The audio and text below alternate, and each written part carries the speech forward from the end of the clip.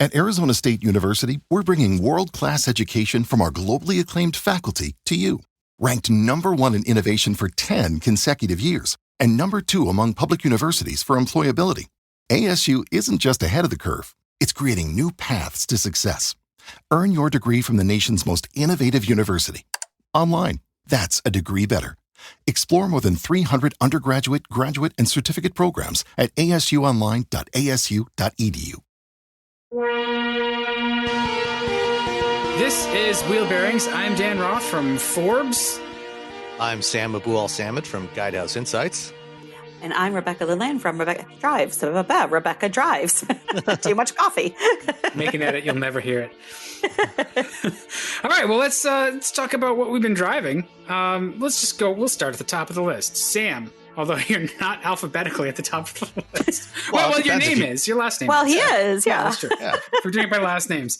So you had the 2020 Mazda CX-30, and we talked about this a little bit, I think, on the last episode, just that you were going to have it. So does it still make the CX-3 completely obsolete? I would say so, especially for the U.S. market. So the CX-30, as we've discussed before, I think Rebecca and I both drove it at the launch drive in California back in December. This is a slightly bigger compact crossover for Mazda than the CX-3, but much better packaging than the CX-3, especially for the U.S. market. The CX-3 was based on the Mazda 2 platform. Which is now only sold here as the Toyota Yaris, and it's a lot smaller inside, and it was never very well suited to the U.S. market. The CX-30 is it's based off the new generation 3. It's a compact crossover. It's a great looking vehicle. It drives great. Drives the one I had. It's available as front wheel drive or all wheel drive. I had the all wheel drive premium package, which comes to let's see, what was it? It was like just 32,000, I think, or 31,275 is what it came to, including delivery. And this is I actually in a lot of ways like it better than the 3, mainly because I do like the fact that I prefer in smaller cars having a tailgate, having a hatchback type of design. And the 3, as much as I like it and I love the way it looks, its visibility is more restricted, especially to the back, because it's got the roof line slopes down a little more, the belt line sweeps up more towards the back, so you've got really thick C-pillars. The CX-30 has better visibility. It's still not ideal because the belt line like the 3 is pretty high. It's interesting, compared to the Lexus UX30 that we talked about last time. The UX30 or UX250. Whatever. All the these UX. We know it's alphanumerics. the UX. The Lexus UX has a similarly high belt line, but the way everything is shaped in the interior, it doesn't feel quite as enclosed in the Mazda as it does in the Lexus. It still feels a little more open. And I think it's partly because of the way the dashboard is shaped. More sweeps away from you. And it just it feels more welcoming and maybe a little less. I don't know if oppressive is the right word in the Lexus, but it just didn't feel as like as much like a place that I wanted to spend time, whereas the Mazda really does feel that way. And like every Mazda of recent years, it's got a lovely interior materials. This is the loaded one, so leather finishing on the top of the doors and across the dashboard and the seats and everything. Soft touch materials everywhere. It fully equipped with adaptive cruise control and lane keeping assist and all the other driver assists, a really nice heads up display. It's got features like, sign recognition, Do you find that useful? Traffic signs for speed limits and stop signs and things like that.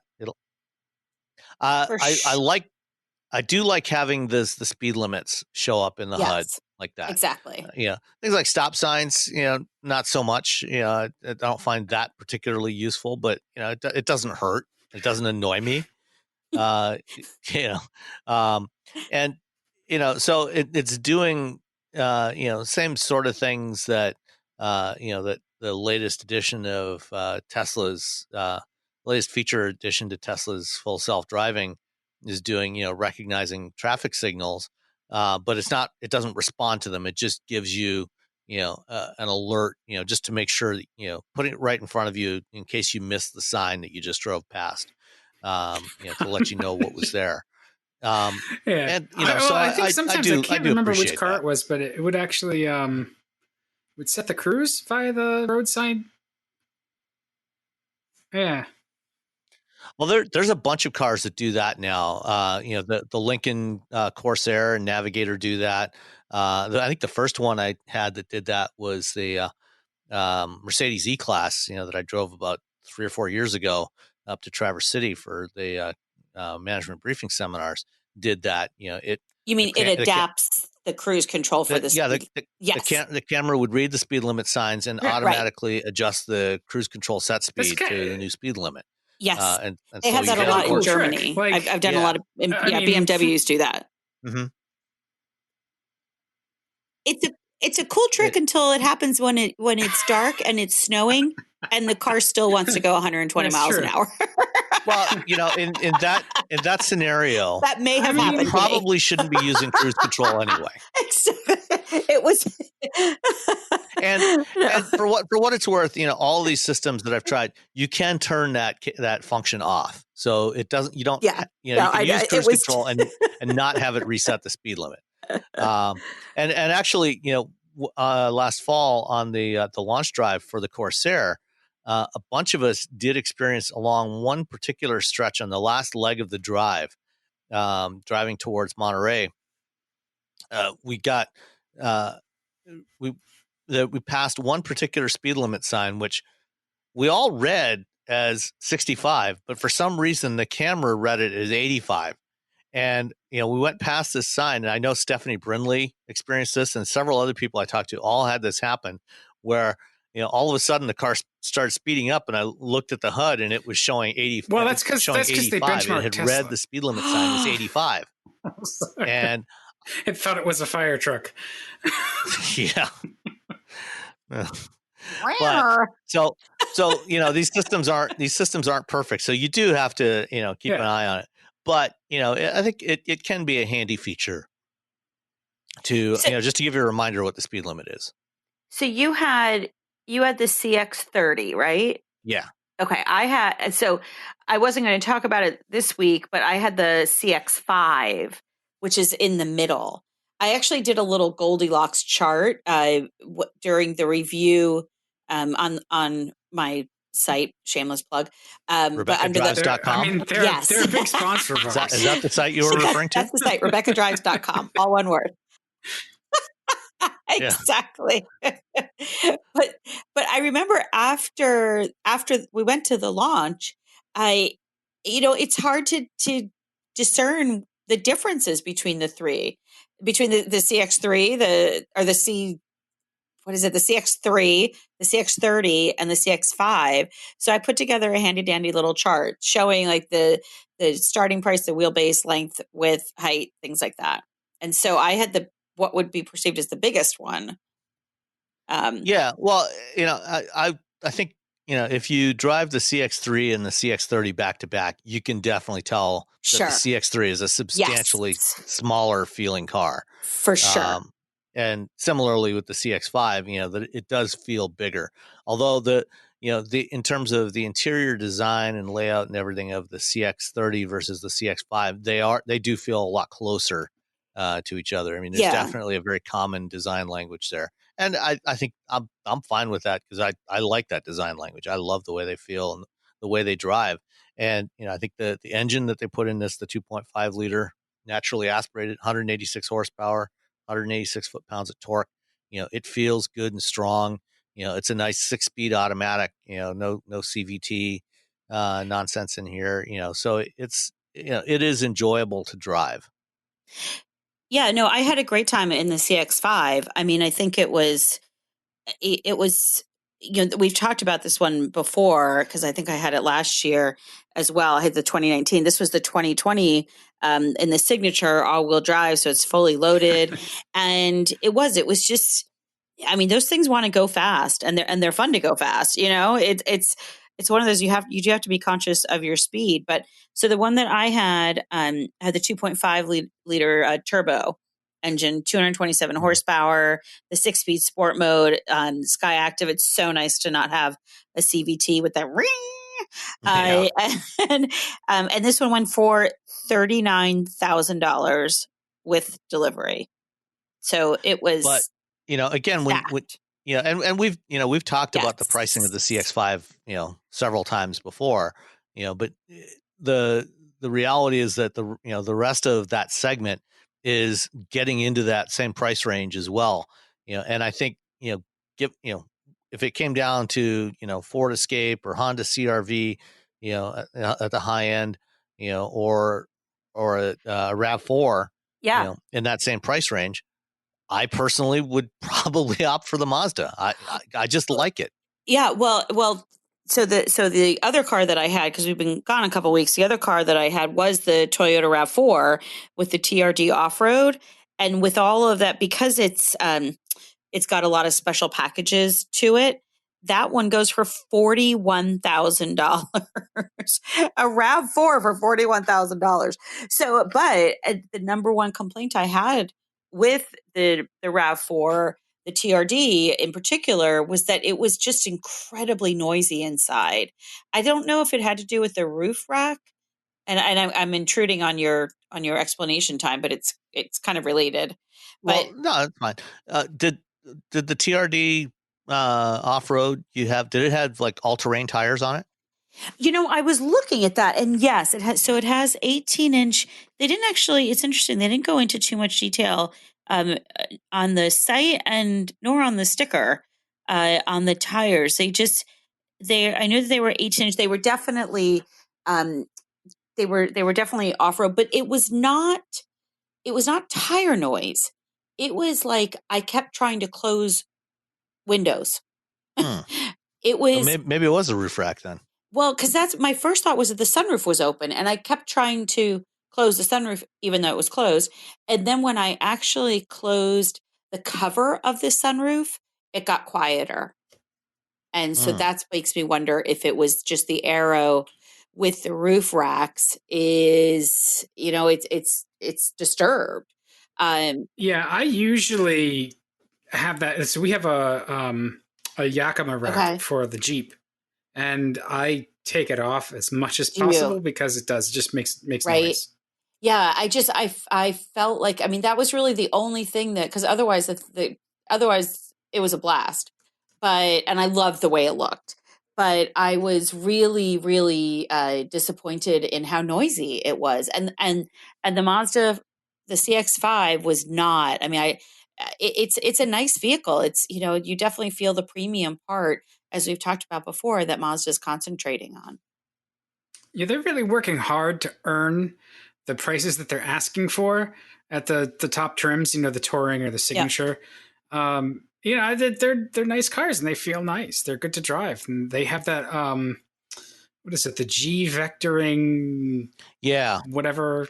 Yeah. The G vectoring is kind of an interesting little thing. I think we talked about it before, where when you're cornering, it will, under certain circumstances, it will actually back off the engine torque slightly, in order to get a little more weight transfer onto the front wheels. So essentially what it's doing is kind of an automatic trail braking functionality.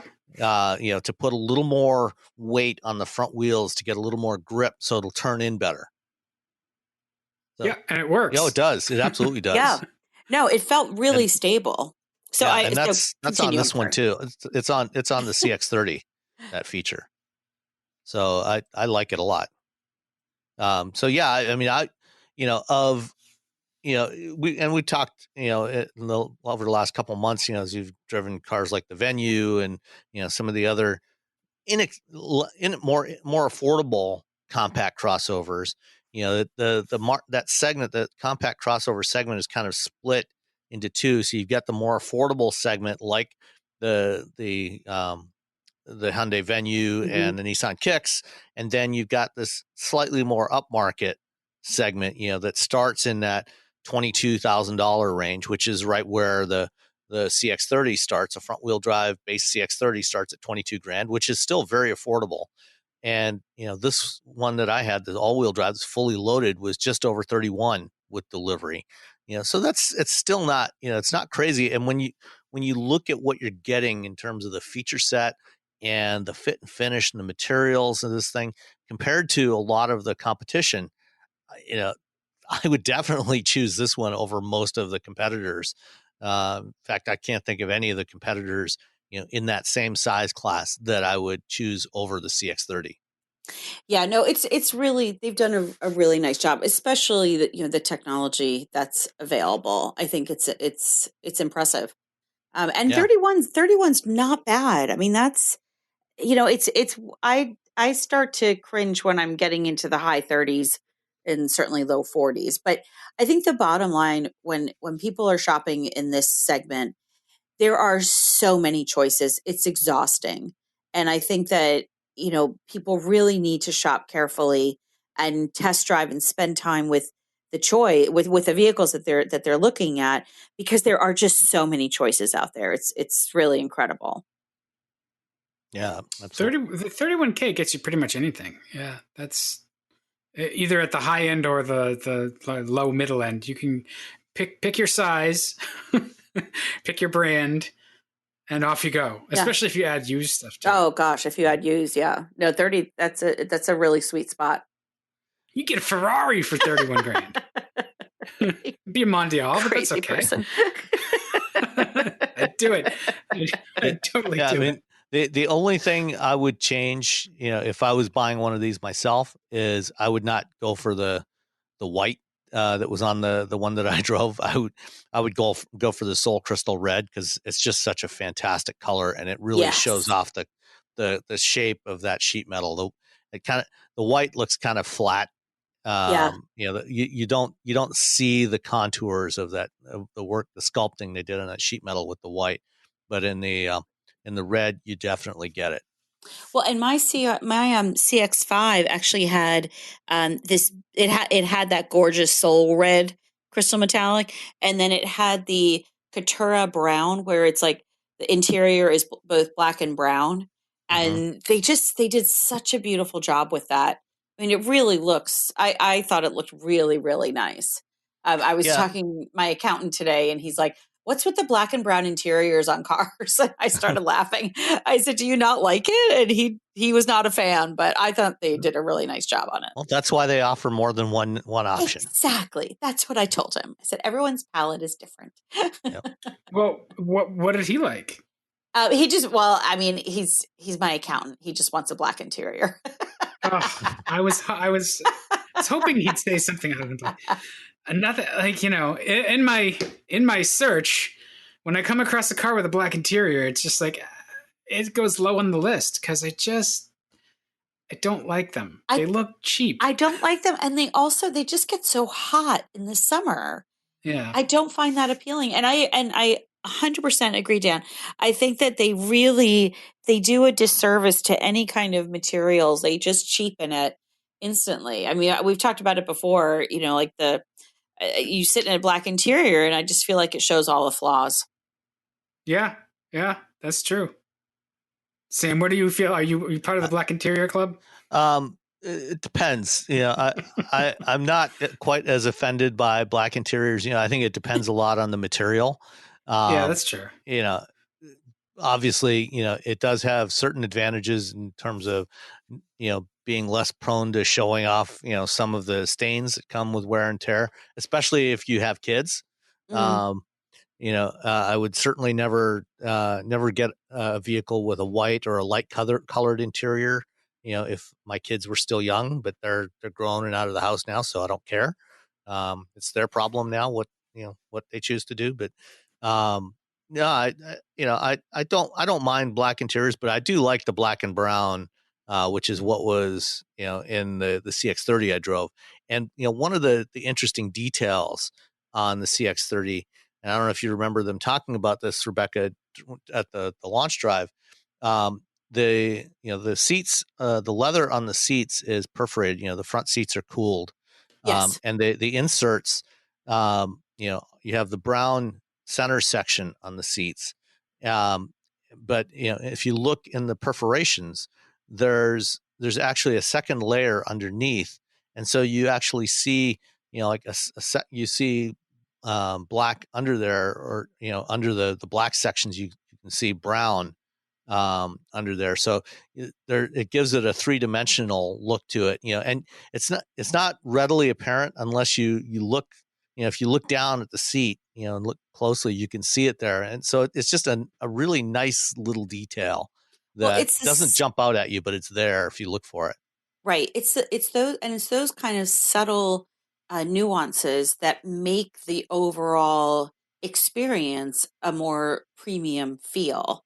It's that kind of attention to detail. It's well done top stitching. It's just that craftsmanship that they're really pushing towards.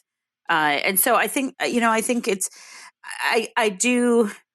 I do hope that they clarify their portfolio a little bit, because it's confusing down at that end with the CX3, CX30. Well, as I've said before, I think the CX3 is probably going to go away at the end of its current life cycle. I wish that they would get on that. Yeah. That's all. You're bloodthirsty. They just need to kill it. Just off with its head. Just like, giddy up. Yeah. All right. Well, let's pivot over to the RAV4. Let's go right there. So that sounds like it was not cheap. It was not cheap. What does it compete with? Do you think it's like a competitor for the Cherokee Trailhawk or something? Like, I'm trying to think about. Sure. Yep. And the Subaru Forester. Oh yeah. As well. It's because it is. I don't know exactly if it's significantly more off-road capable. It does have the multi. What do they call it? Multi-terrain select, and so you can put it into snow mode and things like that. I mean, it's not just an appearance package. Unfortunately, I didn't actually have the opportunity to take it off road, but this is the TRD off road, and it's a fun appearance package, because, and I don't want to diminish it, because I think there are more. It's more off road capable than a typical RAV4, but it is, it's a lot of it is an appearance package. It has blacked out rims, blacked out grille. It actually has a white. The one that I had a white top to it, which is kind of cool. And it just looks different than every other, small to mid-size crossover that's on the road today. As I just talked about, that there's so many choices, and this thing was just a lot of fun. And I in my review, I said it's like equipping the stalwart RAV4 with a TRD off road is like tarting up your 40-something sister in tight 80s rocker jeans. You know what? Halloween happens once a year. If you like it, you can drive Halloween all the time, right? Like, that's exactly. Well, and I'm just looking at the press release for the TRD off road. It does have all terrain tires. So, yes, yeah. Yeah, so those are going to give you some extra grip. But as a competitor to a Jeep Trailhawk model, it's it doesn't have locking differentials, so it's not going to be able to go a lot of the places that a Trailhawk. To be honest, though, as a Jeep owner, nobody uses that stuff. Like, well, that's the thing. Is like I would put it in. But you have the option to do it. I would put it in that competitive category from an appearance standpoint, not so much from the capabilities standpoint, because it's a Jeep. That's a big part of it, though, is like the appearance, I think, and just like people like that rugged look, and then with the different fascias that probably improve the approach and departure angles, and exactly, it's there for a reason. The biggest reason is people just like that it looks a little tougher, and the fact that it has a little bit of extra capability probably gives it more ability than anybody's ever really going to use for the for the most part, especially on the RAV4 side. I know that there's a lot of Jeep people that actually do, no matter which Jeep they have, they go doing Jeep stuff with it. So that's fine. Right. This is really, I mean, it's to me, it was largely an appearance package. It does, they do try and promote it, but it's still a car-based SUV that isn't, as you say, it doesn't have a locking rear differential. It's certainly not as off-road capable as the Trailhawk by any means. The interior has this Softex kind of wipeable, cleanable. You can and has this lovely embossed pattern on it. So they did some nice things with it on the inside. It does have heated and ventilated perforated seats, which I absolutely love. It had a heated steering wheel. It had a really nice bird's eye camera. The technology package, which is about $1,900, is really well worth it, especially if you are going to go, and do a little trailing. It's definitely something that would come in handy. So, overall, it's really, really well equipped, but it's also $41,000. And, that's just a lot of money. Well, it There's a does lot start in at that like space that 35. competes So with. that to me seems like that's a little better deal. Right. Yeah, it starts at 35. I mean, you get so this one had the off-road weather package, which is the heated and cooled seats, as I mentioned. And that's $1,000. And then it had a premium. Wow. Yeah. That had a That's a premium lot of auto system. $1,000 though for heated and cooled seats and a heated steering wheel. That's not terrible. Rain sensing variable windshield wipers. A little on the high side. I don't know. I mean, the technology package is $1,950, and then that's not too. That's right in the middle. The premium auto is $1,600. The two-tone paint is $500. So that all adds up to $41. Yeah. Of course, unlike a Trailhawk, the TRD off-road RAV4 does have red painted coil springs. So see, there you go. It wins. This is what cracks me up about the RAV4. For a couple generations now, like the RAV4 Sport has had the struts have been painted blue. So you'd be able to seem like, oh, we got the good stuff. And it's like, but this generation of RAV4, they've actually done a really nice job on it. It feels really solid. Every single one of them I've driven, from the hybrids to just the lower trims, it's a really good crossover to drive, and they did a really nice job on its weakest spot. I think was the interior, and I don't know what the TRD interior is like. The Softex upholstery seems a little different to me than what I was in. But. Well, it's not going to be leather, but I like the fact that if you are out adventuring, you're going to get muddy and dirty, and you don't mind because it cleans off really easily. So yeah. So I did like that. I mean, I went. I drove out to New Jersey to pick up something out there. So I drove it, probably 120 miles in a sitting, and it was very comfortable, very, very well behaved on the highway. One thing I will say that they did a fantastic job is the adaptive cruise control was really good on this. And I bring that up because a couple years ago, I drove a Toyota Highlander down to New Jersey, and granted, there was obviously more traffic on the road, but when I got to my friend's house, I was car sick from the and I wasn't really in a lot of traffic. It was miserable. And this one is so much better. I mean, they really, really did a really nice job on changing and modifying the adaptive cruise control.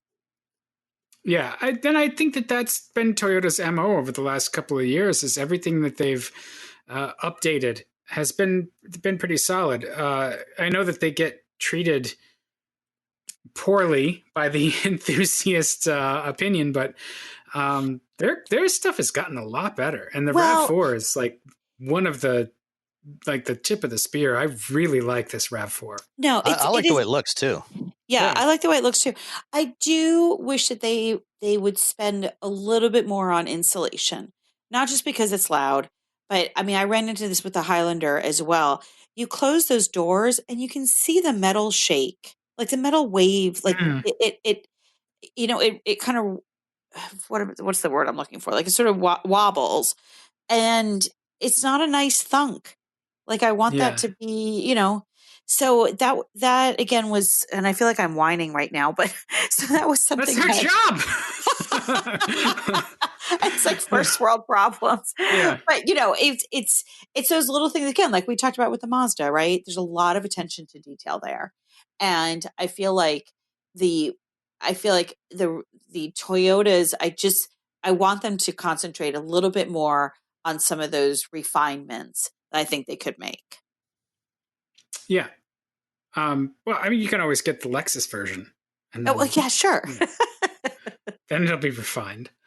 So that's what I was driving was the Lexus version of a Toyota. I had the Lexus GX 460. I still have it. And we talked about this briefly a couple of episodes ago, I think. Yeah, I had that a while ago. Yeah, none of our complaints I had matter. it about a month ago. Yeah. Okay. Yes, they do. No. This thing's fantastic.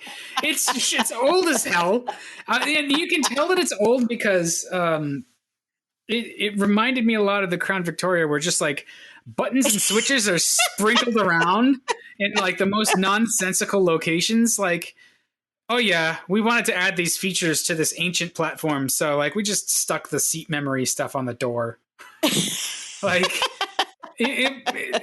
I think part of it is just it's the Toyota way in this model because this is a 4Runner.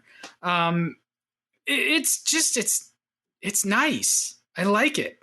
I'd rather have a 4Runner though. I mean, a 4Runner Limited is again, it's quaint, but it's not bad. It's also not as expensive. No, but this is not terrible. It starts at like 53 for the GX 460. I mean, and you get that, like we talked about, that weak 301 horsepower V8. Who cares? It sounds good. It makes enough torque. It eats a ton of gas. Ton of gas. But it's smooth. It's paired really well with its transmission. It's very comfortable. I really like the seats. It doesn't hurt that this one is like a white pearl metallic with red leather interior. I'm like, okay, somebody picked good colors, which makes it easier to stomach the fact that it's old, but it doesn't really matter because it's like I think that it's what people are expecting for the GX. It's a known quantity. And have you ever heard a Lexus owner complain? They love their cars and their dealer. That's just because they're baby boomers and that's their jam. This is totally a boomer rig. Absolutely. Yes, exactly. Yeah. And they never question their decisions because they always have to look smart. Listen, they were told that they were. Okay, but you don't want to go down this path. Carry on. But that Entune system, though, come on. That does suck. Come on. That's awful. That's not there's okay. no Apple CarPlay. I was like, what the? And this is weird because a year ago I was like, that stuff doesn't matter. And now it's more cumbersome. So I'm a late bloomer in that sense, but you really miss that stuff when it's not there. And then the only nav systems that have gotten lost on me in the last few years have been Toyota Nav. It's just not good. And this is really old Toyota.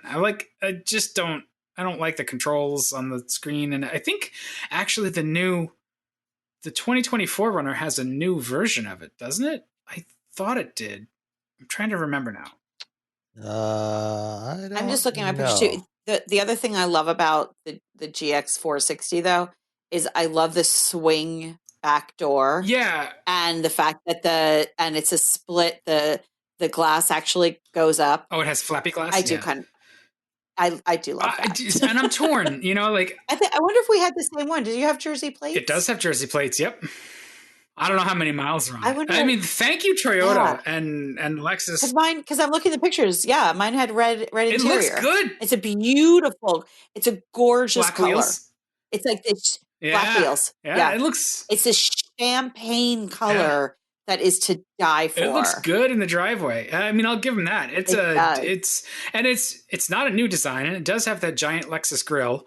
But it all works, and I think that's the thing is overall as a package, it works. And that's why it may be ancient, but and I'm sure that they have a new one in the works on the way. But if it's satisfying customers, there's not really anything wrong with it other than it could use an infotainment upgrade. Really, like functionally, Right. it's pretty good ergonomically. There is this weird strip in the dash that you expect to be something, because it's like this Yes. in the middle of the dash, right? There's like this black plastic panel, and it's almost like a ruler, you know? It's like 2 inches high by like, I don't know, 8 inches wide or something. And all it's there for is the LCD number display for the heating. It doesn't do anything else. There's no other buttons or anything, and it's just like, I'm glad that there's not extra stupid touchscreen buttons, but like that seems to be a pretty big waste of space to me. And like those are the things where, yes, if you wanted to pick it apart, it does. It's got these things about it that just are very just archaic now, and so it makes you laugh a little bit. But as a functional vehicle, I think it's good. It's definitely got off-road chops. You know, it's a 4Runner, and it has all the different switchable modes. I think it actually has lockable rear and center diff. Yeah, It does have locking so diffs, like you can get super stuck with this and be comfortable about it. I don't know. I had to go. I had to go pick it up, and I had a couple of other things to do.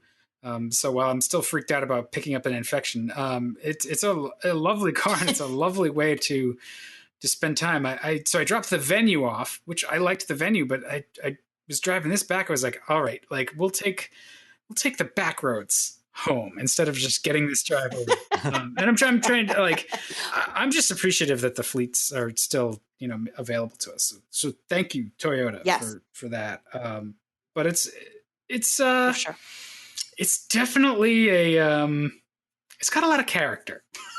Well, it does. I mean, the fun thing about that and the 4Runner is it doesn't really, they haven't been watered down. Yeah. It's still a truck. And you just don't see that a lot on the road anymore. It's got that crappy leg room in the back seat because the second row is low to the floor, and it's not, it's not the most comfortable vehicle, but there's definitely an old school appeal to it. I like it quite a bit. And I'm sure that the one I drove, I don't have the Monroney for it. I'm sure the one I drove pushed the price up quite a bit. If it was the same one that I had, it was just over 71. Yeah, that probably makes sense because it was probably the GX460 Luxury, and that starts at 65. So, but right, yeah, that's exactly. And I honestly think, like, for all of its flaws, because it definitely has them, it's probably not going to break. It's probably going to just do what it does for a very long time. And I think that it's just going to deliver you what you want. Like, it is trucky. It's as comfortable as it can be. It rides a lot softer than the 4Runner it's based on. It doesn't tow all that much. It's like 6,500 pounds. But that's enough. Like that's a small camper or a boat, a small boat. So it'll do most of what most people would do with it anyway. So now, do you? But when you think about the competition, though, right? Like the GMC Yukon, the Audi Q7. I mean, what do you think about? Do you purchase the Lexus because it's a Lexus, and because it's reliable? And what about resale? What do you think on resale? I think Lexus has good resale. I think Lexus. Yeah, but on this, I think this is a particular buyer. Though, like it's very much like how I'm sort of like sniffing around for an E-Class Benz wagon. Like that's a particular buyer. Like, yeah, no, that's a very valid. So if point. you want this thing, because you could get, I'm not sure that there's really a Lexus. There's not really a Lexus analog to the Highlander, though, right? Like that's true. That's kind of a hole in their lineup, right? Right. The RX. That's true. Yeah, started the RX that has. way. Yeah. Yeah, and it's still basically based on the Highlander platform. That's right. There's the long wheelbase RX now too. Does that have 3 rows? Yes. It does have 3 rows. I'm not sure. Does the 3-row RX actually even have a longer wheelbase or just a longer body? It could be I just think a it's long just body. a longer body. Oh, on it's the a same longer wheelbase. body. Yeah. Yeah. That's the worst Lexus there is. I do Yes. not like the RX at all. No. But Well, it's not that popular either. no, it's only the top selling car. Look, my mother told me the other day that I was a contrarian from the day I was born. I was like, no, I'm not. But that's absolutely true. Yeah, but I think honestly, like coming back to resale, the Lexus resale has to be better than Audi. Audi resale is just like like a stone. Well, Audi is lease. Yeah, that's true. And they lease it, and then they lease it, then they sell it, right? Like they get 3 bites of the apple. And I think that coming from European cars, the Lexus might be like an oasis, right? Because you get that Lexus dealer experience, which is very fine tuned. Audi also has a good dealer experience depending on the dealer, but I've heard nothing but praise for Lexus dealers to the point where even if you didn't really like their cars all that much, like you're going to get a pretty decent car and you're going to get treated well. So it has its upsides. Well, and that's something that's been part of the Lexus experience from day one back in 1990. Yeah. Right. Is that the whole experience, the customer experience around the dealers. And that's something that, other manufacturers have tried to emulate with varying degrees of success or lack thereof. Yeah, I mean, premium brands generally will treat you pretty well across the board. But I mean, just the local Lexus dealers, just people I know with Lexuses, they just rave about it. It's like a guy I know bought a used LS 460. He's like, they treat me the same as a new car buyer. Like they'll come pick it up, they'll leave a car, they'll bring it back. It's all detailed, and like those are nice touches that you do get that at some other premium dealers too. So I don't know. I like this thing though. It's got character. It does have character. That it does. I don't know that I'd be fine driving it. I don't know that it's a great road tripper. It's a little short. It's a little, so if you try to use all 3 rows and put some gear in it, it's going to be tight pretty quick. Yeah. But yeah. All right. So good. We've had a nice array of automobiles in our garage. We should move on to some topics. And I love the first topic in our list, which it comes from Jalopnik. And so their headline is awesome. Yes. But basically, always, Georgia has just decided that any teenager who wants to drive can drive. Because Georgia, it's not quite as black and white. But, because why not? Okay. I would have loved this when I was 16. I was sneaking the car out of the driveway. Yeah, but I mean, to anybody that cares at all about automotive safety, the last thing that we should be doing is making it easier for American kids to be able to get a driver's license. It should be getting harder. What's the reasoning behind it, though? Like, what's their reason for opening it up? There has to be a legitimate kind of, besides just making fun of them. Well, it's apparently because of the coronavirus.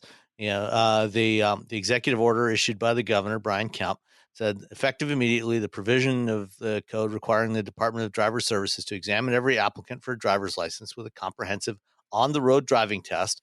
And, right there, I mean, driving tests in America have never been particularly comprehensive. But anyway, is hereby suspended, and applicants for a driver's license shall not be required to complete a comprehensive on-the-road driving test, providing all other requirements outlined in the code are met. This provision shall expire at the conclusion of the public health state of emergency declared in the executive order of March 14th and renewed by executive order of anyway. So it's because of the coronavirus pandemic. They're saying, don't bother going to the DMV. If you pass the written test, you're good. Go ahead and drive. Okay. And, I mean, that does protect the people who are giving the exams, right? There is that, like, keeps them. Right. But why should we let kids drive if they haven't actually demonstrated, at least to the degree that they have to demonstrate it as part of an American, driving exam, road test, that they actually know how to operate a vehicle. I mean, is it that imperative that a 16-year-old actually be able to get behind the wheel right away, that they can't wait a few months? I mean, I think that there is some presumption of parental oversight. That's a pretty big presumption. And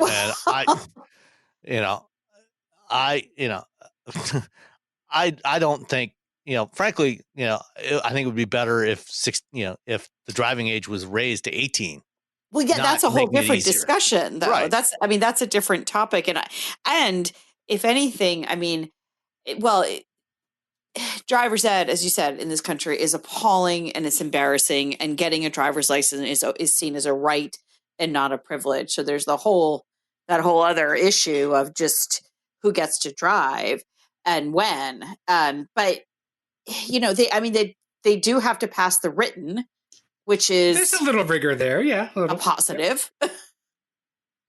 Not much. I mean, there's a big difference between being able to pass a multiple choice test, and actually being able to operate a vehicle relatively safely. I agree that we need better driver training, but I think that my perspective on that comes from a certain lived experience and a certain level of being fortunate that not everybody has. And so I think that making it easier for some folks to drive will actually be a positive for them. A 16-year-old kid who still has a job, right? That's a plus.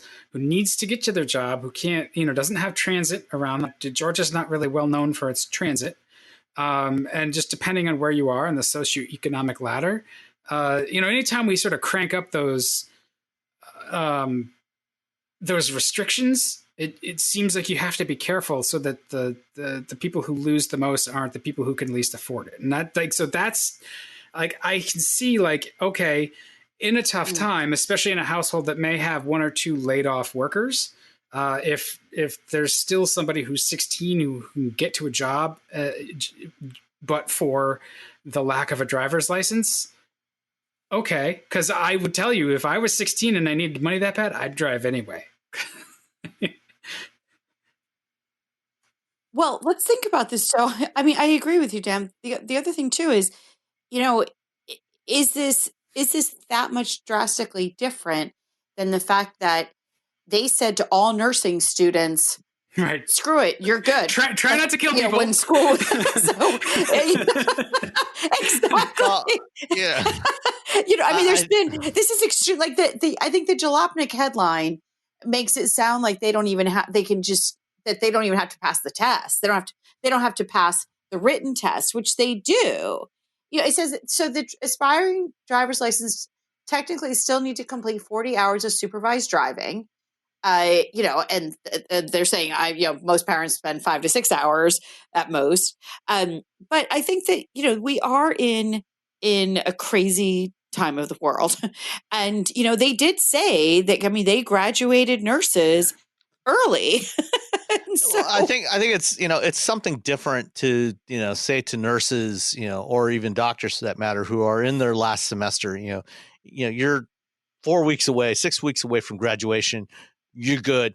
We need you to be out there, on the front lines, helping out in the hospitals. I would be much more comfortable with, somebody who's gone through, a couple of years of nursing school or gone I realize they're almost not all the way through exactly med school the same than, having a 16-year-old that has not demonstrated they can actually drive being on the road. Right. But I recognize that they're not the same. My point is that we are in a bit of unprecedented time. And, again, it's the idea, where does the kid get the keys? From the parents, presumably. Again, not always, but I mean, I don't know. I guess yes, I can see it. I honestly don't know that it amounts to much either. It's probably not a huge percentage of drivers on the road in Georgia that are going to be these 16-year-olds who passed one part of the test and not the other. And I think honestly as well, if they're driving the family car and they're trying to be responsible, they're not going to be taking too many risks. So there's some of that. It's something that would give me a little bit of pause, because really the only thing that makes you a good driver is experience. And if you don't have any experience, Well, but the other thing too, I mean, the positive is that there's not a lot of cars on the road right now. it's going to be fine like 90% of the time, right? But there's those outlier incidents like a heavy thunderstorm or something that you just need to know how to handle. And that's where when it gets dangerous and dicey, that you know the lack of experience is going to play a role. But that's whether they pass the test or not. I mean, that's true whether Yeah, absolutely. That's true. And the positive here is that there are not a lot of cars on the road right now. I mean, I was talking to somebody, I'm like, listen, you know, some of my girlfriends in Saudi Arabia who only recently got the right to drive, or the privilege, I should say. I said, go out now, go practice, get familiar with the roads. Nobody's on them. So, Yeah. Now is the time to send kids out that are practicing their driving and, get to know the roads as a driver versus a passenger. It is. I hope that when we get back to more normal,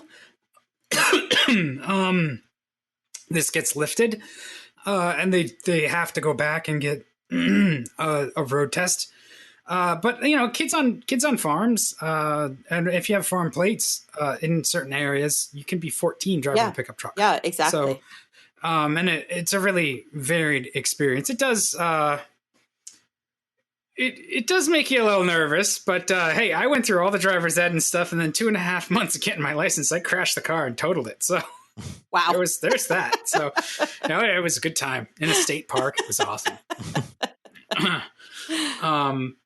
So yeah, I hope that it helps the folks that it can help. I guess the best part is that it keeps people away from each other, and that's really sort of the only way we're going to kind of squash the infection rates at this point. I'm sorry. Go ahead. I did see that while total vehicle miles are down, injuries and I don't know if it's deaths or so for like half the total mileage or less, we're still at the same rate of sort of crashes and injuries over the last month. So that's not good. That means that the roads are actually more dangerous. What? I mean, I know, and to my point of, there's not that many cars on the road. The cars that are on there are people that are going fast. I mean, I am. It's hard not to. It is, but no, it is. I mean, the average speed limit, I would say, is between 75 and 80 on 95 right now because nobody's on it. But then, of course, you're always getting those jerks that are going like 110, which, is fine if it's a clear road, but they're weaving in and out of traffic and the whole thing. But yeah. I did have some of that when I was going down, because it's not all that close for me to go pick up a car from the fleet. Right. But, yeah, it's a long drive. It's a little bit of a haul. I think it's like 70 or 80 miles. Yeah. But I got tailgated a lot on my way down there. And I was like, guy, I'm doing 75. Right? Like, chill. Yeah, no, I mean, well, and then a couple weeks ago, Jake and I went across the Tappan Zee Bridge, and on the way in towards New York, I was probably doing about 80, 85. And all of a sudden in my rearview mirror, I saw one motorcycle, and I moved over to the middle lane, and then a swarm of bikes, and they went by us like we were standing still. I think I was in the Bentley, and it was like we were standing still. It was insane. And there was probably 25 or 30 of them, and they were all going over 100. That scares me, because it was scary. Usually it's guys in like tank tops. Yeah. You're like, man, I do not want to see it when you hit a pebble a mile up and like you take the whole pack out like that. I do not want to come upon that scene. So just. Oh, I thought you were just offended by men in tank tops. That shouldn't be. I am generally, but the guys are going to do that on bikes, because it's always guys. I just don't want to Well, see the results of the crash. And Connecticut, we don't have a helmet law. Now they were in New York, so we had a helmet, so they did have helmets on. But yeah, Connecticut doesn't have a helmet law, which is crazy. Every year they have the Pappy's Day run. Crazy. Yeah. So anyway, onward. Okay. So I think we solved that, Sam. I think we're okay with untested drivers. So last week, Ford had their first quarter earnings call, and as expected, it was not very good. They lost about $2 billion in the first quarter, and they'll probably lose considerably more than that in the second quarter because they're going at least a minimum of 6 weeks with no production. But one interesting item that came up from Jim Farley during the earnings call was that they've decided to delay the commercial launch of their automated vehicles, which were scheduled to launch next year in 2021. And now they've pushed that back into 2022. And the reason they gave is that they're reevaluating their go-to-market strategy. And I talked to somebody at Ford, just before the call about this, and this actually sounds consistent with what Jim told me when I talked to him last fall on the interview that I did with him, and we'll stick a link to that in the show notes. But he talked at the time a lot about really more of a focus on goods delivery instead of robo-taxis for their automated vehicles. And, this seems to be the direction they're going, and I think, other companies are looking at the same thing. I think what we're going to see is a shift away from the whole idea of robo-taxis towards goods delivery, especially in the early years of automated driving. That's probably where the demand is, right? Is logistics. Yeah, absolutely. Versus just trying to move people. Well, especially, yeah. I mean, we've talked about this before too. Like, it's a good place for this technology to live for a while. Yeah, well, especially since the technology is still immature, it's really not ready for prime time, and I don't think that there's nobody that that's actually working on this stuff that thinks that it is, with the possible exception of one guy in Silicon Valley. But he shall remain unnamed. Voldemort. And yes, selling all of his worldly possessions. By the way, no, the stock is too high. But everybody else acknowledges that this stuff is not ready, and it's not really. It's getting better, but there's still a lot of work to do on this. But for goods delivery, I think you can actually get away with having something that, as long as it's reasonably safe, is perhaps not as refined as you would want it to be for, if you're carrying passengers. If you're carrying passengers, you really need a system that's going to drive really smoothly. You don't want it jerking around. You don't want to make people sick when they're riding in your vehicles. Such as yours truly. Yeah. Yeah. So, you want a system that's going to be nice and smooth. That's going to give a good experience to the passengers. And, if all you're doing is carrying passengers or carrying packages or groceries, it's not quite as big a deal, if maybe you brake a little bit too hard, or, you change lanes maybe a little bit too aggressively, things like that. So you can get away with more. And also the cost of operating these vehicles, if what you're talking about is goods delivery, is going to be way lower than for a passenger vehicle. In my latest forecast report that was just published yesterday, as we're recording this on AVs, I'm projecting the same thing, that goods delivery is going to be a much bigger share of the market for AVs, at least out through 2026, 27, maybe 28. And the cost per mile to operate these things is going to be lower because you don't have to do as much cleaning. The vehicles themselves are probably going to be cheaper to manufacture, especially if you do something that's purpose built for goods delivery. But wait, aren't they? I mean, I'm sorry, I don't mean to interrupt you, but I'm just confused on something. Yeah. So are there not going to be any people in these things? We're all No. going to be dead. And then how do they? How do the goods get to the front door then, or whatever door you bring your? Think about it, more like an Amazon locker on wheels. So, you could have a vehicle that's got a bunch of lockers in it, and people are going to have to come out and pick them up. When it gets to your doorstep, you'll have to come out, to the vehicle, open up the locker, and so probably what That you'll end up assumes everyone's doing. home, though. I mean, that's Well, yeah, and that's again, that's going to be part of the limitation. That's why these things aren't necessarily going to be as widespread. But right.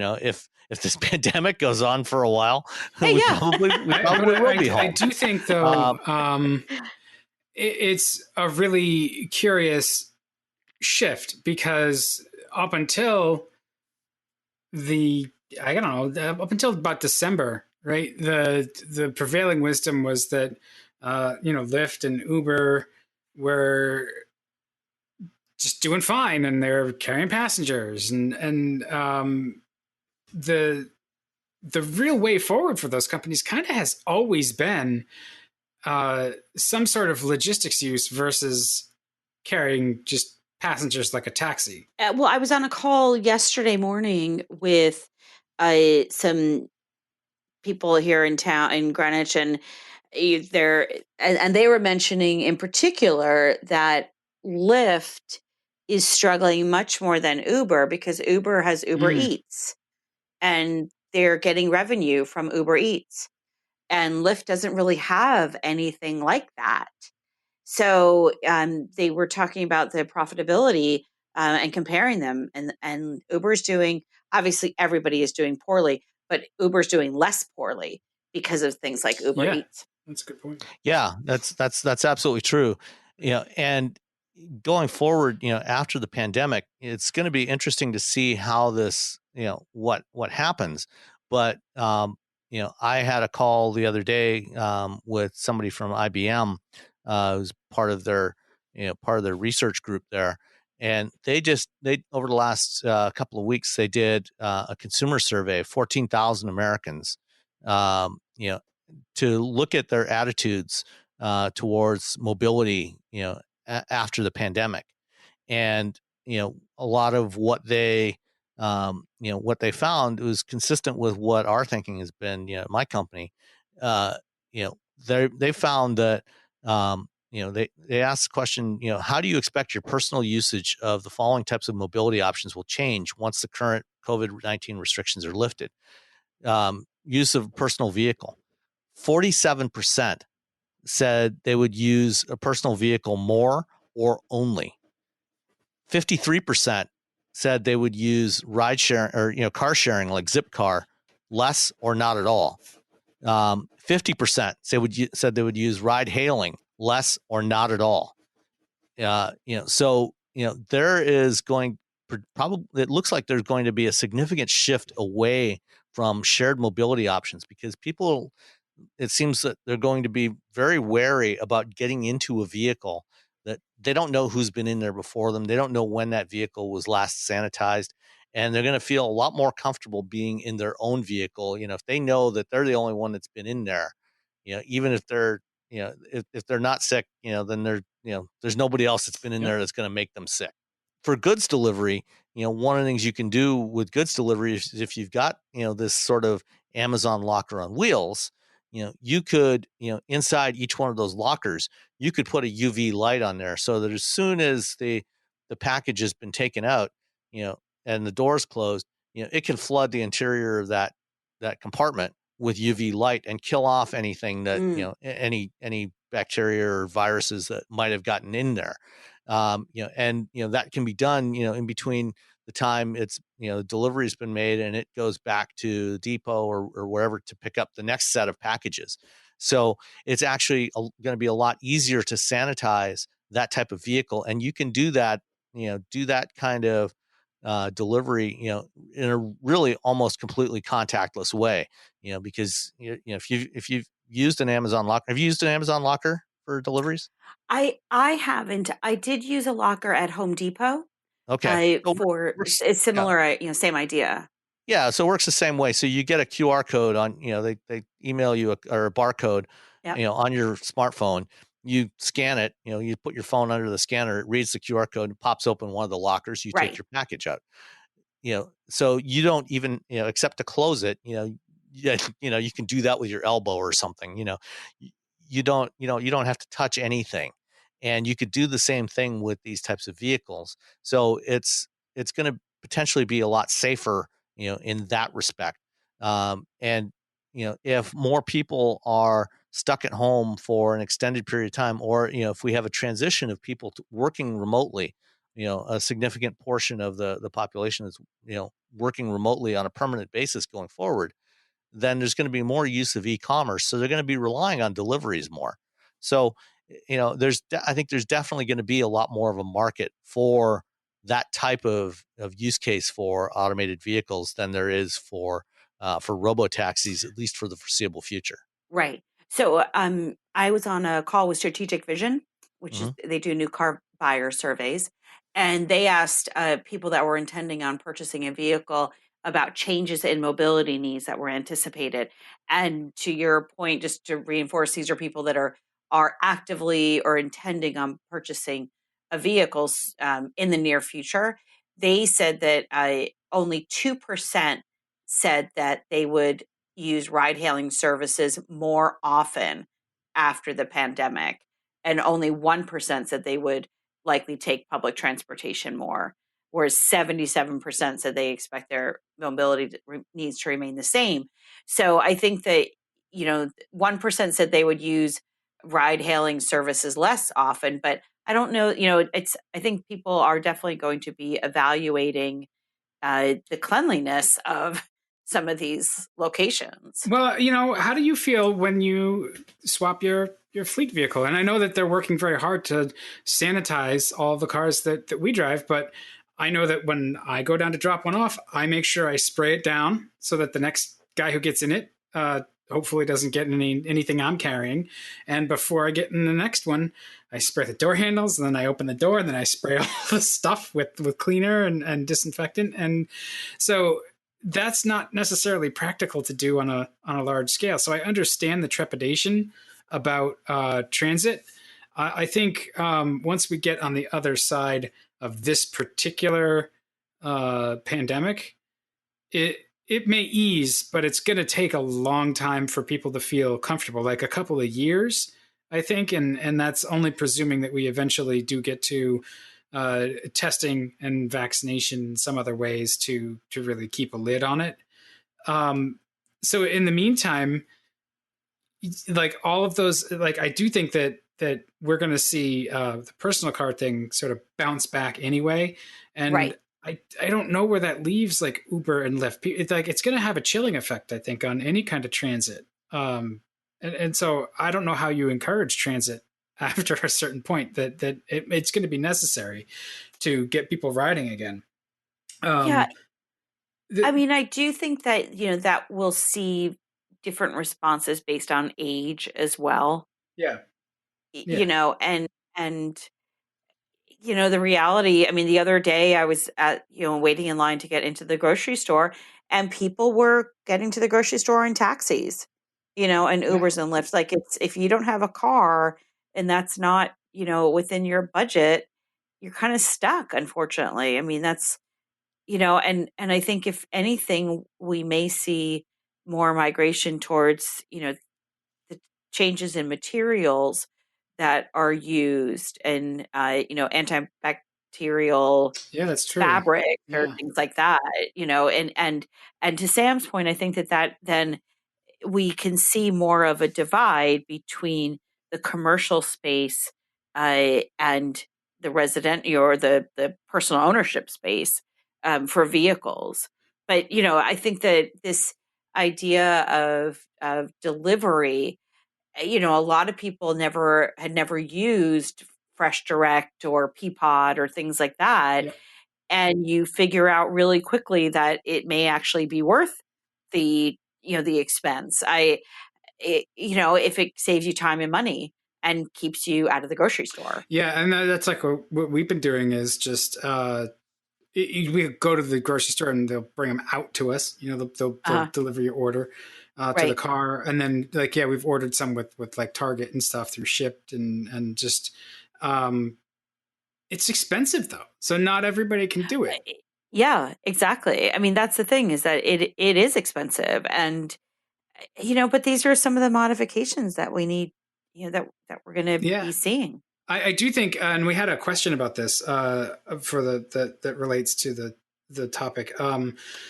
It's probably easier or more efficient to make this kind of thing make money if you're doing logistics versus passengers, because you can so that you're not deadheading all the time. One of the problems with Ubers is they're constantly deadheading at least half the trip. Yes. It's usually more than half the miles driven by Uber and Lyft drivers is empty. So the question that we had was, what are the unit economics of hang on, let me bring it up so I don't screw it up. I think it was unit economics of a rideshare AV versus compared to the unit economics of a delivery AV. So yeah, and that's what I was getting at a little bit earlier.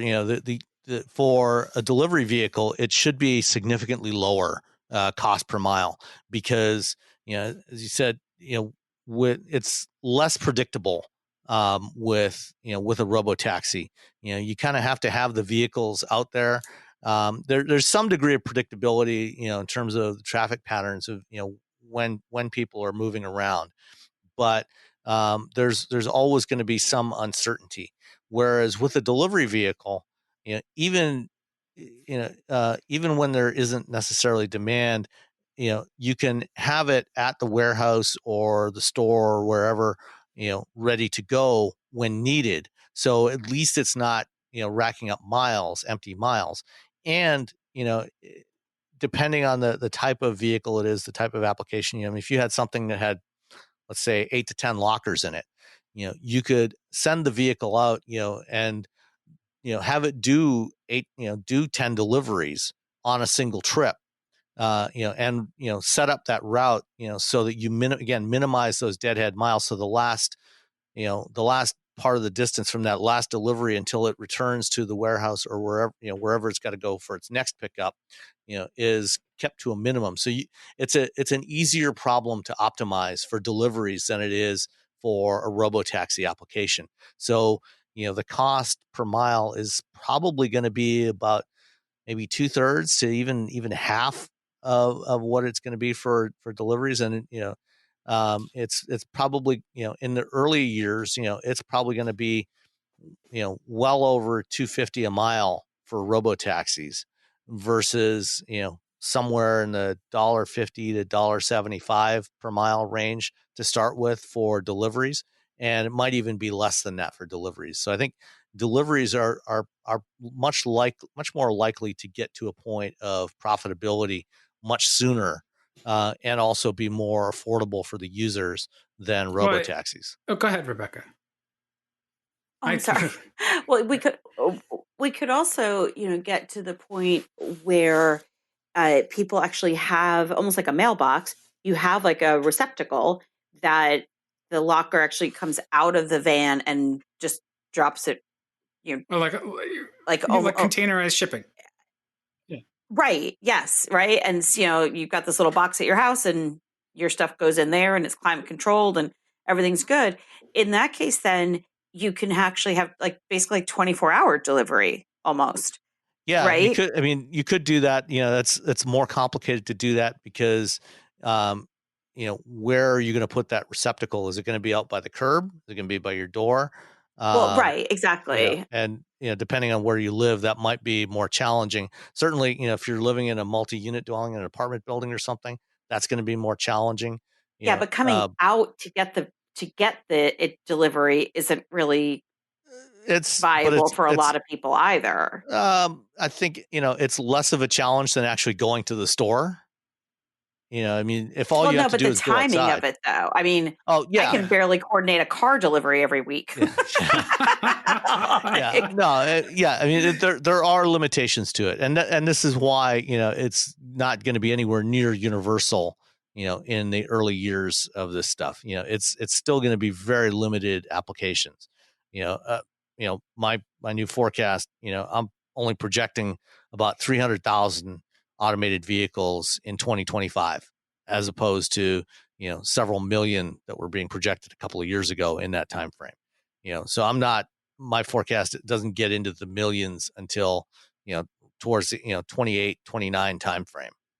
Well, I think one of the keys is to go forward and understand that there's not a perfect solution, and we shouldn't wait for that perfect solution before we start to implement some smart solutions.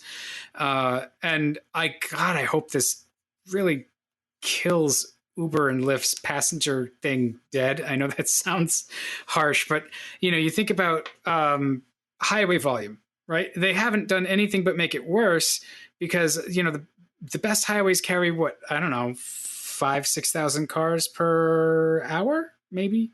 Like that seems high to me, but you put even a bus route can carry like tens of thousands of people per hour a lot more efficiently than a car based solution can. And then you try to add transit to that. And I know not every place has transit, but we should be thinking in ways that move the most people for the least cost. Yeah, if we need to move people at all. But you're getting into the pandemic part of like, I know, I know. And like, that's something that like we're going to have to get over that at a certain point, and have some solutions. And I'm optimistic that we'll solve that. In the meantime, it's totally understandable that everybody's freaked out. Right. I'm freaked out. So. I get it. You're never going to build enough roads and where we're going. There are no roads. We don't need roads. Yeah. Well, and this is one of the challenges, with it's always been a challenge for transit, is that it's inherently a fixed route. So there's always going to be some inherent lack of flexibility with transit, which is one of the reasons why, personal ownership of vehicles got so popular in the 20th century. Because you had the flexibility to go anywhere you needed to go, anytime you needed to go there. I should preface my rants with like, I'm reading The Power Broker right now, which is all about Robert Moses and how he sort of screwed up New York pretty hard with all of his expressways and highways. And it's just an amazing story. It's like a self-fulfilling prophecy, right? You build the roads, that creates the sprawl. You cut the roads through neighborhoods and you don't put transit in the middle of the roads or along those rights of way. All of a sudden you've taken neighborhoods that are, dense and walkable, and you've cut their heart out. And so, you do have sprawl. You shift the people around, because whereas, if there's a transit line that gets you into the city from, let's say one of the boroughs of New York, right? So if you're in Queens and you want to work in Manhattan, there's transit lines that can get you there. If that transit line doesn't exist and there's only a highway, then you're driving farther and farther away. Like, you can't afford stuff close, and then the traffic just gets worse. And it's a whole like self-fulfilling snowball effect kind of thing. So it's somewhat inflexible along that last mile, right? Like you have to live close to the stops. I don't know that that's necessarily a detriment. Not you don't necessarily have to live close to the transit stops, but what ideally what you want is a system that can minimize the friction, because what you want is a multimodal system, right?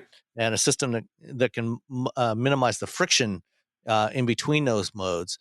And this is something else that was just announced this morning as we record this. Mobileye, which is planning to do a commercial launch of robo-taxis in 2022, announced that they were acquiring another Israeli company called Moovit, which has been building, this mobility platform, to basically, to aggregate the different mobility modes, transit and ride hailing and micromobility and so on into a single platform. So you can put in where you want to go and it'll tell you the best way to get there, when the when the bus or train is going to be there, where you can pick up a scooter or a bike, all the different pieces.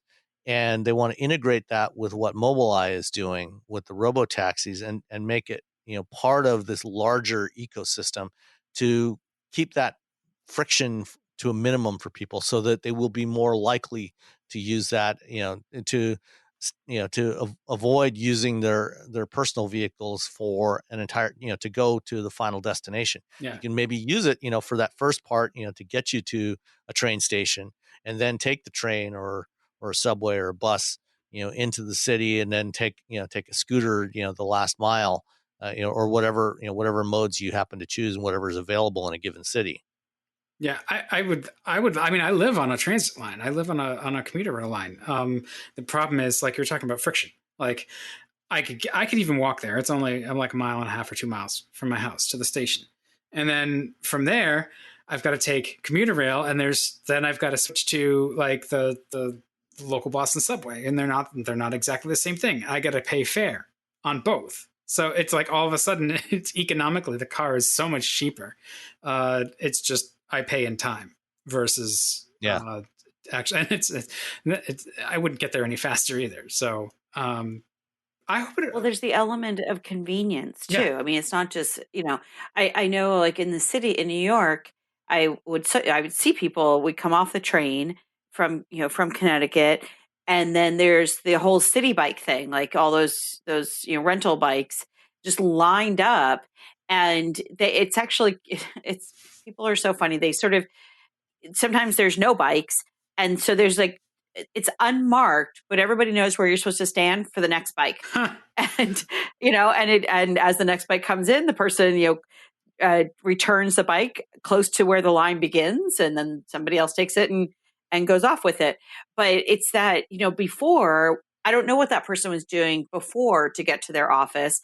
They obviously aren't using the subway, and thankfully they're out of a taxi. They're riding a bike for that last mile. But it was very, it was a little bit of a social science project to just sit there and watch sometimes how that worked and really worked seamlessly, and people were polite, and and this is oh my God, this is New York. New York. They were like, I do. The bikes that you just leave places just bugs me though. It's just like, why are you leaving your crap here? Oh, I hate like, those. Jesus, No. It's not like those scooters, the Lime scooters and stuff. No, this is like there's bike racks, and you have to put the bike back in. It's a dock. No, they're city bikes. I still have to charge too, right? They're e-bikes. Right. Yes. Yeah, and I more of that. That's great. Like not everybody can do it, but a lot of people can. And like given the state of my health, I could really stand to ride a bike more. So. Well, I think I would love to see opportunities of where these things are possible, because I think it's rare for us to have a macro solution. A car even a car isn't even a macro solution. There's places that you don't want to have a car, like in Manhattan. But, where we have pockets of opportunity to try these things out, to make these systems available, I think is great. And you kind of figure out what works best in what location. Yeah. And this is what's happening right now is we've got a lot of different experiments going on in different places to see what works. And the solution, there isn't going to be a single silver bullet solution. It's not going to be autonomous vehicles. It's not going to be scooters or bikes or buses. It's going to be a mix of all these things. And what companies have to figure out is, how do we make all these things coexist in a way that is usable for the most number of people, and to get people where they need to go in the most timely and affordable fashion. And so it's a tough problem. Anybody who says that, oh, we just gotta write some software and flip a switch and it'll all be good, that's nonsense. Oh, nice catch. This is going to be a very difficult problem. This is going to be a very difficult problem to solve, and it's going to take time and a lot of effort and experimentation to figure out the right So, solutions. and right now, super low demand and also super low gas prices aren't really doing any of these things a service. I think the last thing that I just kind of wanted to touch on was in terms of the state of EVs, really, and adoption. I think it's going to flatten adoption for EVs for the short term, and we just saw that really exciting Rivian and Lincoln project kind of die because there's no business case for it. Well, that's the problem, is that with everyone losing billions of dollars, you can't, I mean, you have to focus on things that are going to make money today. And you're absolutely right. I mean, with gas prices so low, I maintain that we have not made the case for the how an EV is better, more convenient than an internal combustion engine. Like, it may be At least, better. at least, It's better for the environment, but even then, where do you get the electricity from? Like, Well, yeah, I just well, at least for consumers, for the average consumer, it's not necessarily, a better solution from an economic standpoint. But for a lot of fleets, for commercial operators, that's a very sure. different story. Well, again, And we're on the that's commercial side versus the personal right. side. But I think this is part of why Ford decided to drop the Lincoln Rivian program. And I think what we're going to see is more focus from Ford on commercial vehicle electrification. They're going to do, the Mach-E is still going to go ahead, but next year when they launch the F-150 and the Transit electrics, that's, I think, where you're going to see a real push from Ford on the EV side, is with those kinds of vehicles, because those customers are the ones who are, they're putting a lot of miles on those vehicles. They're going to see the benefit of the lower operating costs. Well, and of an those EV. customers can also afford the increased cost because of the way business economics are structured. It's less of a hit when you're purchasing a fleet of vehicles for a business, or even just a single pickup truck or two for a farm. The bookkeeping is slightly different. So if the EV version is a little bit more expensive, but you can charge it on your own, solar on your farm or wind. I don't know how many farms have wind, but They'd be surprised. A lot of them do. Yeah, but that initial investment, though, I mean, whether it's commercial, a municipality, a company, I mean, right now, everyone's sort of on their knees for the most part. So I think that we still will see a delay in those kinds of purchases, unless they need them right away, even fleet purchases. Yeah, I mean, there's also a case to be made. Like we were talking about, still being freaked out about catching viruses. EVs, if you charge at home, the majority are charged at home. You don't have a bunch of different hands like you do on a gas pump. Now, if you charge at a commercial charging station, it's about the same. It's a wash. There's a lot of other people. If you touch those things, but it's your fault anyway. Who touches those things? That's disgusting. Well, I mean, you have a glove. Right? You have something else. Oh, sure. Anything but your fingers. I just try to get the feel in the car by osmosis. But to your original question of how much are EVs going to suffer, we are going to see a dip in EV sales this year, along with the whole market. And we published a report last week, assessing the impact of COVID on the light vehicle market, and our projection is that EV sales they're going to be off by probably about 5 to 7% from where they were in 2019 this year on a global level. But compared to what the forecast was for 2020, because we were expecting a significant increase, compared to what our original forecast, we're off by over 30%. Yeah. Well, but on the other side of it too, though, like, what are we seeing because cars are off the road right now? We're seeing much cleaner air. And people are also seeing the benefits of working from home in terms of getting those hours back and maybe feeling better because you're not sitting in a car so much. Although I tend to be sitting at a desk instead of at a car, or either or. But I think it's one of those things where you get a taste of the benefit, and so it may make you want it more. And with EVs, it's always been you got to want it, and you got to invest because it's not on the purely economic standpoint. It doesn't pencil out, right? But neither does eating at McDonald's, right? It's the cheapest way to get calories, but your health suffers for that. And so the cheapest way to get around causes health problems as well. Just environmental issues and for people who aren't even the ones making the choices. So there's collateral damage, people who just live near roads. They got a lot of asthma and stuff like that. So if we commit to the benefits, the costs may be in one spot, the cars will be higher, but our healthcare costs overall will probably drop. So you pay in one spot to save in the other. So with that kind of holistic thinking, I don't know that the economics don't work. It's just that we're not convinced of it because we're not thinking like all of these things are interconnected. We're just thinking in sort of most consumers aren't really into the whole holistic thinking thing, though. So that's where the problem lies. Well, I'm not going to solve it, so we should just move on. Well, I think that was it for the topics. Earlier today, I did get a chance to participate in an interview session with James Colato, who's one of the drivers for the Jaguar Formula E team this year, or at least he was until the season was basically canceled a couple of months ago. And we'll tack that on at the end of the show. But we do have one other listener question that came in while we were recording from William Maley. Aside from Mitsubishi, which automaker do you think could leave the U.S. in the next decade or so?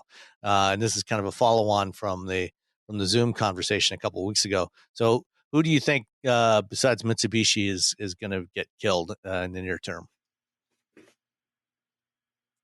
I'm not going near that. Geez, who do we have? As much as I hate to say it, I think Mazda is probably on the bubble. I was just thinking Mazda because what about Nissan and but they're lashed up with Toyota now. Infiniti, is probably another brand that might get killed. Nissan has just released a plan though that says like, "Hey, we actually care." Yeah, we're going to try to. Sell Wendy cars Orthman just moved over to Yokohama. Yes, I mean, she just got out of quarantine over there. So I adore her. I know. I'm just thinking, yeah, that's a tough one. Well, like we've lost all the tiny niche brands anyway, right? And I think also, it's just where the amount of money that has been lost in the last 6 weeks is unprecedented. It really is, and so recovery is going to be very staggered, and I think we may see some surprising people, companies that don't survive. Yeah, and Mazda, because of where they are with their product, may actually do okay when things start to come back. Their stuff is reasonably keep priced. In mind, leaving a market. I'm so sorry. Leaving a market involves. I mean, you have to declare bankruptcy. You can't just say we're out because of franchise laws. So dealer franchise laws, you have to negotiate with every single state that you have a franchise in which you have a franchise. Oh, that sounds expensive. Well, that's the thing is it's prohibitively expensive. Now if you declare bankruptcy, then then it goes into the federal courts. And right, so it's a different process. Right.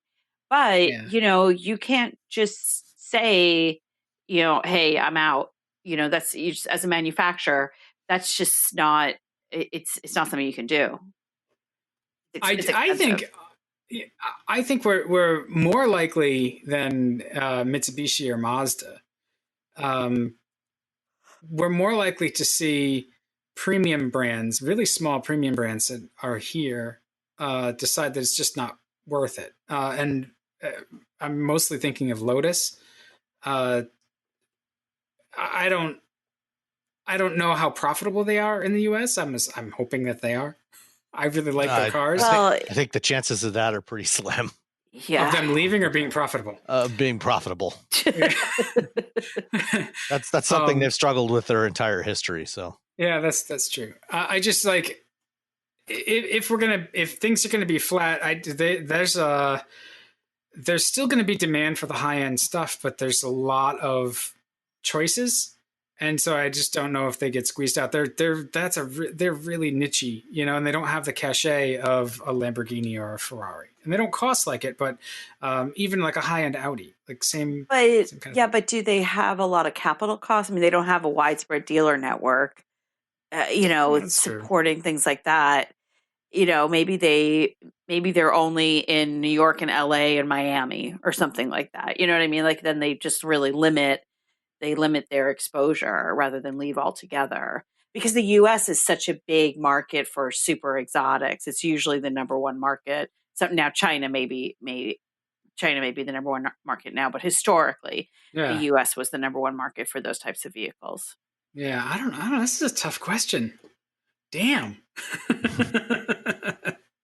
Come on, William, take it easy on us. I honestly don't. I don't really see Mitsubishi leaving either. And it's the same reason as Mazda. Mazda. They've stuck it out this long. Yeah. They seem to be, for whatever reason, Mitsubishi seems to be intent on remaining a presence in the U.S. market. What about like Fiat and Alfa Romeo? Oh, Alfa could die tomorrow. Like they're so insignificant, and Fiat's already on its way. Yeah. Like. Yeah, but I mean, Alfa, they're so popular in this area. I mean, the other day I pulled up to a 4-way stop and there was a Giulia and a Stelvio. Huh. Yeah, I mean, they're again, really popular in this it's area. a niche, like Lotus. There's a certain audience that likes those cars, and don't get me wrong, I love them. I think they're fantastic vehicles. Not sure I'd actually want to own one, but I do love driving them. Yeah. Okay. I do, the Fiat brand, like they don't have anything left. They've got what the 500 is going away. The 500 and the 124. And the 124 is going away. Fiat's on its way out. I mean, I can't see it surviving. Alfa, though, I do think there's a place. Again, limited dealerships, a realistic forecast, but Fiat just no. And I mean, when they launched the Tonale, that could be what really kind of gets them established and gives them a real foothold in the U.S. market if it's successful. Okay. I don't know that there's not a whole lot of brands for us to shed anymore here in the U.S. Well, yeah, I mean, we had a purge 13 years ago, 2007, 2008, 2009. The brands Saturn, Pontiac, Hummer. I mean, they went away. Oldsmobile went away. Saab. Okay, so let's pick on GM. All right, jeez, guys. Mercury. I mean, I'm just thinking, off the top of my head, those are the brands that went away. Longer to die. Suzuki. Yeah. Suzuki. I know. I miss Suzuki. Isuzu, but it's another GM sort of lash out. The Via Cross. Oh, I love that car. That makes one of us. I love the way the Axiom looked. I thought the Axiom was so sharp looking. I don't know that it was as refined as it looked. Yeah, the platform. Via Cross was ahead of its time. Yeah, and will remain so for all eternity. Yeah. Well, I think those are. That's about all the questions. Yep. Yeah.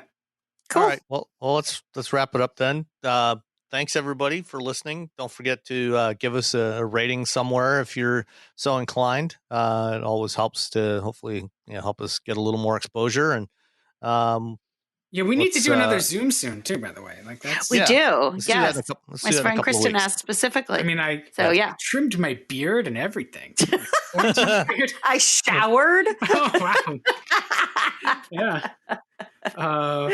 yeah. And I mean, Right. we have to see The Rock again. So Yes, Yeah. exactly. The Rock is still here. you're gonna get bored. You're gonna like grab a jackhammer and start making a little mini Mount Rushmore in it or something. Oh, I do see opportunities for water in The Rock. We'll see. Okay, We'll excellent. see. Excellent. All right. All right. Well, thanks everybody All right. for listening. We'll catch you Thanks, next time. everyone. All right, Cheers. bye. Hi there, James. How you doing today? Hi there, not too bad. Yourself? I'm doing all right. So, James, first question. How's the transition been going from sports cars? I've been watching you for the last several years, racing Ferraris in particular, to Formula E. And you previously raced open wheel cars in the past, and how do the Formula E cars compare to what you previously raced? Yeah, so firstly, obviously GT and Formula E are completely different. So obviously I had to adapt. But to be honest, Jaguar got me doing a lot of testing throughout the year, and I spent a lot of time in the car, and so it came back to me pretty quickly. I adapted to being in a single seater again, and the way single seater works, the approach you need to do single seater racing is also completely different to endurance. So I've got that experience from before. The car itself is quite a lot different. Obviously, the biggest change is that it's an electric race car. So it works quite a lot differently. It relies a lot on software and things like that. So that took some time to adapt and to be able to learn, what to do in a race situation where you need to regen, be efficient. That's quite an art. So yeah, in that respect, still in pretty much a steep learning curve. I've not done many races. We've got this break now, which isn't helping. But looking forward to getting back and get back racing.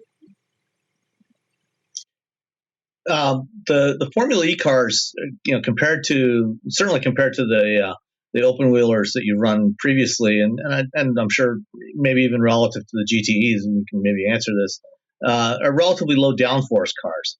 How does that feel? How do you like that compared to running the cars you previously raced? Yeah, obviously I miss the high downforce cars. I remember before GTs, I was in GP2 and doing some Formula 1 tests with Force India, and honestly, they are the most incredible cars to drive. But GT is very much different in that it's a GT car. There still is downforce, still quite a lot. We find that, especially in Le Mans, that is really, really sensitive to change. And the Formula E is pretty much got next to none downforce, zero almost. You can follow cars, you can race cars, overtake much easier than what you can in any other formula that I've raced in before. And in terms of adapting to that, I think you just do. Any driver that gets into the car will just adapt. Just take a few laps really to get used to it. There is a different driving style in Formula E where one example is you can't attack the brake really hard like you could in, say, a Formula 3, Formula 2 car. You need to be really gentle on the brakes. And that is purely just because its lack of downforce and the fact that it's not on slick tires. So because you don't have as much mechanical grip from the tires and as much aerodynamic downforce, that you can't use as much brake as you normally would? Yeah, it's quite deceiving because you can overdrive the Formula E cars because, you're sat in what feels like a Formula 1 car, obviously just without all the downforce, without all the grip. And not only that, we're on tiny little street circuits, which make driving these cars really, really tough. But at the same time, they are really enjoyable cars to drive, very, very clever in what they can do. And, they're not slow. They're probably the same speed as an F3 car. Yeah, I attended the race in New York last year with the folks from Jaguar, and it was a fun race to watch. I mean, there was some really good jousting on the track there between the drivers. As a driver, how do you feel? What do you like the low downforce versus the higher downforce cars? I mean, do you find it more fun, or is it just it's different? I've got no preference. The only thing I miss is the sheer speed of a high downforce, high powered car. I do miss that, but at the same time, it's just because it's different, you still enjoy it anyway. It's different in good reasons as well. I mean, it's nice to be able to slide around and follow other cars. It makes for really good racing. We see in Formula E races that it's always action-packed. You don't rely on aerodynamics. You don't rely on massive grip. It's more of a technology kind of game. And obviously, you need to be up the front in terms of at a good standard of driving level to be able to be competing at the front. You mentioned earlier, the fact that you're driving on, street circuits. Have you had a chance to test one of the Formula E cars on a proper road course? And, what was it like? And would you like to see Formula E running on those kinds of courses? No, I've never been on a Grand Prix circuit with a Formula E car. They're not really quick enough at the moment for that to happen. I have been on airfields. That's where I did the majority of my testing before I actually got to Valencia for the pre-season test. But yeah, I think at the moment we won't be there. But as the cars improve, as the technology improves, as the generations go up and up, we will eventually have to go on bigger tracks because they will just be too small for the performance. It's already a little bit on the limit. I mean, we easily be able to do Monaco Grand Prix, and that would be a really cool track.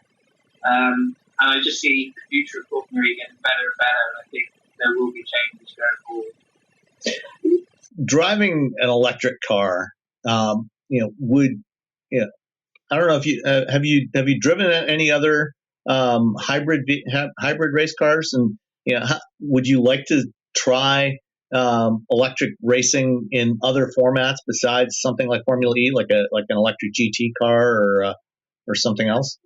I think Formula E is the first full electric car I've driven, a race car. Obviously, when I was doing Formula One tests in 2013, it was when it was first. Okay. So there were electronics and things you needed to do to make that system work. So that's the only experience I've really ever had with electric. And then I would of course be interested in other formula that turn to electric. And it would be great to see a GT car be electric. We've got the iPace, the trophy, the races there. So I think that's a good introduction to GT cars, although it's an SUV. It's a tin top car, right? And seems to be going really well so far. So I think in the future we'll see that. Let's see what happens. What about sim racing? First of all, before you got into the Formula E car, I assume you spent some time in Jaguar's simulator. And how helpful was that to you? Was it did you get enough out of it? Was it a realistic enough experience to really get you prepared for being in the car for the first time? And has it been helpful to you, in training, as you've gone through at least the first part of the season before you got shut down? Yeah, no, I think simulator, we call it the deal, is the most important thing for us. It's really realistic. Tracks are identical. They're all laser stand tracks. We can pretty much simulate anything in the simulator that would react in the same way in real life, in reality. With Formula E, they're all new tracks for me. So I tend to do 2 days prior to of each race. Mitch only does one because he's experienced, but I like to do two. First day is purely to get used to the track and to push my limits, and then the second day is to work on setup and strategy for the race. So we can simulate races, we can simulate the shakedowns, we do absolutely everything as if we were at the race weekend. And it's important because we don't get much time on track. In reality, we only get two pre-practice sessions, which are only 45 minutes and 30 minutes, and then you're straight to quali, which is one lap. So you kind of rely on the simulator, to get that knowledge before getting in the car. Obviously, when you do step in the car, in reality, it's never the same. There are differences, but it just gives you that general knowledge of the track, where to brake, where to put on the gas, and things like that. So super helpful. And yeah, looking forward to getting back on that and getting used to driving again. I think I forgot. You have been participating in the sim racing that started recently for Formula E, haven't you? I think. Yeah. So Formula E gave us all simulators, all their drivers a simulator. And yeah, we've been racing in the Race at Home Challenge. Can't remember where I finished in the last one. I think it was 8. I had a good battle with Jeff. So yeah, I mean, these simulators aren't like the professional simulators. Right. They are completely more for fun than anything. The thing that is real is the tracks and the fact that you get to race your real competitors. That's always quite nice. We all get to speak to each other on Discord, and that's certainly something you don't get to do in a real race. It's so funny to hear some drivers get really mad, and we wind each other up all the time. But it's all for a good cause, and we're all enjoying it. It's something we can do whilst we're stuck at home until everything kind of gets back to normal, I guess. Is that something you'd like to continue doing? Do you think series should continue with being involved in sim racing? Maybe during the off-season periods or during breaks, to keep the interest up. Yeah, for sure. I think it's good. It's attracted a good crowd of people. It gives the fans the opportunity to watch us race. And when you look at the graphics of iRacing or R Factor 2, it's sometimes when I'm watching it on TV, it's like, is it real or is it not? It always takes me a few seconds to look at the graphics that are surreal now. And it is really realistic. We have spotters, we have pit crews, we have all those sorts of things. So it's actually nice to work with the guys that you're working with and trying to find a good setup and things like that, especially in the GT car. So yeah, it's good, and I think it's a lot of drivers get the opportunity. Sim drivers get the opportunity to prove what they can do, and I think we see some winners of these championships actually get the opportunity to try real simulators, if not a real car. So yeah, it's only going to get better. I don't have anything else. Thanks for your time, James. This has been a great conversation. Appreciate it. Yeah.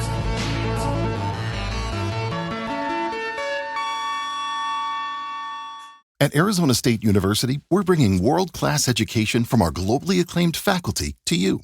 Ranked #1 in innovation for 10 consecutive years and #2 among public universities for employability, ASU isn't just ahead of the curve, it's creating new paths to success. Earn your degree from the nation's most innovative university. Online, that's a degree better. Explore more than 300 undergraduate, graduate, and certificate programs at asuonline.asu.edu. Geico makes it easy to get affordable renter's insurance in as little as 90 seconds. And then you'll start to wonder why everything else isn't so fast. Like, why does it take so long to do the dishes? A meal that's gone in 3 requires 45 minutes worth of dishes. Doesn't make sense. But it does make sense to get renter's insurance through Geico. That way, that pile of dirty dishes and the other things you love are covered. Get more with Geico.